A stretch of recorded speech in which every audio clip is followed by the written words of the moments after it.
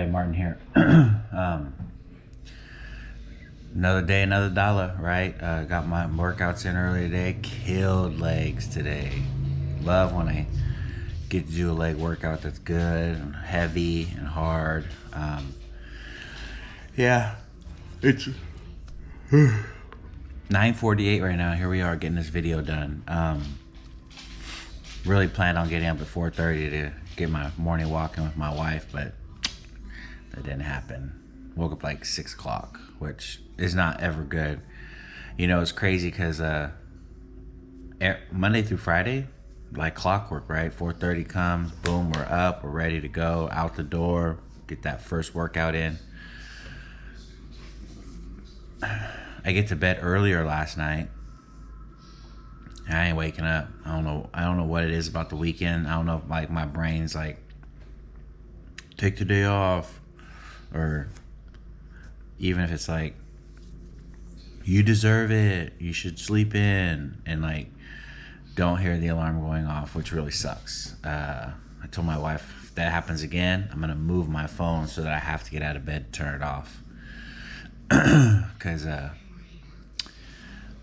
trying to create this discipline, this habit of waking up at the same time every day, no matter what, right? Like, we got to do it. So 4:30 is wake up time. Andy Elliott says your life is determined by your standards.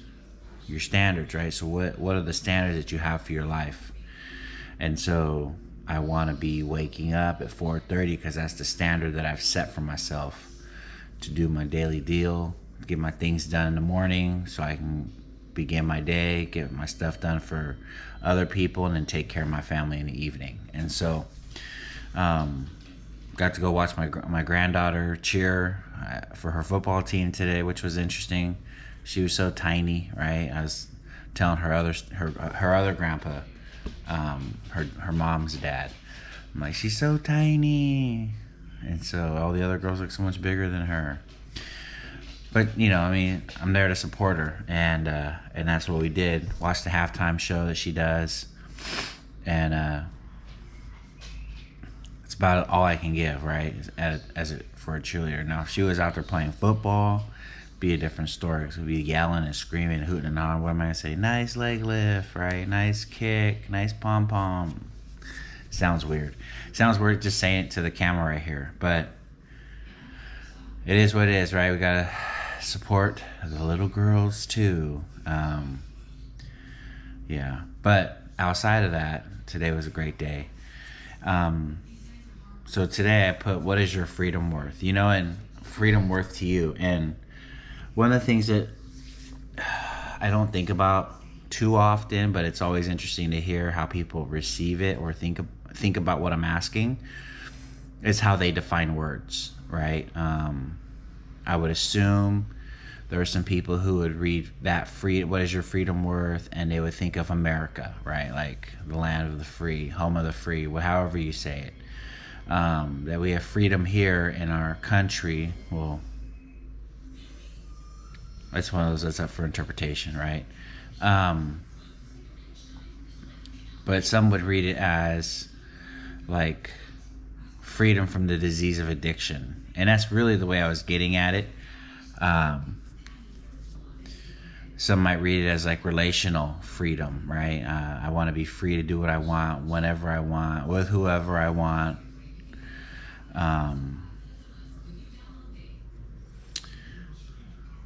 But I'm just talking about freedom in general, right? Free from all things that hold you back from becoming the person that you want to be, right? Becoming the person that you feel like God has called you to, holding you back from just being your true self. And it's interesting that for me, my freedom, and I was political freedom, right? Like there's people who don't think our country's very free because of just the way the government handles things, right? And the laws they put in place. But I want to talk about like the disease that I suffer from, the sin that's within my body, my nature, like what is freedom from things that are bad for me worth to me? And somebody put on here anything, everything, right? It's worth everything, and that's the right answer. But the question that I always ask, or the comment I always come back with, is we'll see, right? Like, and this is one of the things that I've been getting at with, like, what do I do in a day that shows that? What am I doing every day to show that my freedom matters from sin, right? Am I praying? Am I reading God's word? Am I, trying to do things differently, right? Paul says, don't be conformed to the world, right? But have a renewing of the mind. Like, what am I doing to renew my mind? What am I doing to put new information to free me from the old misinformation that I suffer from, right? In recovery, what am I doing to be free from the disease of addiction? Am I journaling? Am I writing step work? Am I reading my literature? Am I talking to my sponsor? Am I going to a meeting? Like, when I say that my freedom is worth everything, these are the things that I'm going to do on a regular basis in order to ensure that I'm going in the direction that I need to be. What about, like, health freedom, right? Like, it sucks being fat. And I know that, right? My body would hurt. It would be hard to sleep. It's hard to do other things, sometimes, because you're just fat and it gets in the way. But, like, tying your shoe, right? Going for a run, playing with your grandkids on the floor, like, you can't get down. You know what I mean? Like, there's things that happen, like you don't feel very free. You feel very much imprisoned and enclosed in your world. And so, like, for me to ask the question, like, what is your freedom worth? Like, yeah, it's easy to talk about one area of my life, maybe just a portion of it. But do I really do the things that I say? Or do I really mean what I say, right? And this goes back to me asking the question, like, do you do things to the best of your willingness or the best of your ability? Because, again, I'm going to say it like I always do. I don't think most people do anything to the best of their ability. Everyone does it to the best of their willingness. Because they're only willing to go so far, right? I'm willing to lose weight, but I don't want to work out every day. Or I don't want to work out hard. Or I just, you know what I mean? I don't want to lift heavy. Or, like, I want to be free from the disease of addiction, but I don't want to do step work. I don't want to ask my sponsor for a suggestion. I don't want to read some literature, right? Like, there's all these ramifications that I have of what I'm willing to do and not do. And then you're really not willing to be free, right? I mean, you'll find glimpses of freedom. You might be more available to do things that you haven't been able to do in the past, and you'll say that's freedom, right? But you're just settling for, like, bare bones stuff, right? Like, not even really understanding what true freedom can look like or be, and, right, like, the ability to go wherever you want, whenever you want, because there's nothing holding you back, right? And I'm not talking about, like, a job or kids or a family. I'm talking about, like, financial, right? Like, the freedom to be able to go and do whatever you want, right? Like, that's real freedom. Yes, I know there's some of you who are like, that's not real freedom, but you're missing the point, right? If you're arguing that or thinking that. The point is, like, what's the work that I have to do daily to ensure my freedom, right? What's the work that I have to do daily to move me in that direction, to keep moving forward, right? To keep moving forward. For the life of me, can somebody please send me where that's from? Because it's in my head.